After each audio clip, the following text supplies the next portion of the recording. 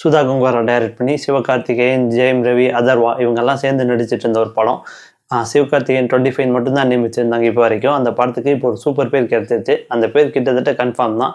Sivakarthikeyan birthday அன்னைக்கு அதை announce பண்ணலான்ட்டு இருக்காங்க. அந்த பேர் என்ன அப்படின்னா பராசக்தி. ரொம்ப ஃபேமஸான படம், ரொம்ப ஹிட்டான பேர். இந்த பேர் இந்த படத்துக்கு கிடைச்சிருக்கு. இன்னும் அஃபிஷியலாக அவங்க அனௌன்ஸ் பண்ணல. பட் நெக்ஸ்ட் வீக் சிவகார்த்திகேயன் பர்த்டேக்கு அனௌன்ஸ் பண்ணலான்ட்டு இருக்காங்க. சிவகார்த்திகேயன், ஜெயம் ரவி, அதர்வா இவங்க 3 பேர் இருக்கனாலே இந்த படத்துக்கு ஒரு மிகப்பெரிய எதிர்பார்ப்பு இருக்குது. பொறுத்திருந்து தான் பார்க்கணும் படம் எப்படி வரப்போகுது அப்படின்னு. மணி ஹெய்ஸ்ட்டில் ப்ரொஃபஸர் எப்படி எல்லாத்துக்கும் பிடிக்குமோ அதே மாதிரி பெர்லினையும் எல்லாத்துக்கும் பிடிக்கும்.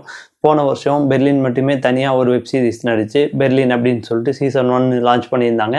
அது எல்லாத்திட்டையும் நல்ல வரவேற்பு பெற்றது. இப்போ அதோட பார்ட் 2 வந்து இந்த வருஷம் ஷூட்டிங் ஸ்டார்ட் பண்ணிட்டாங்க.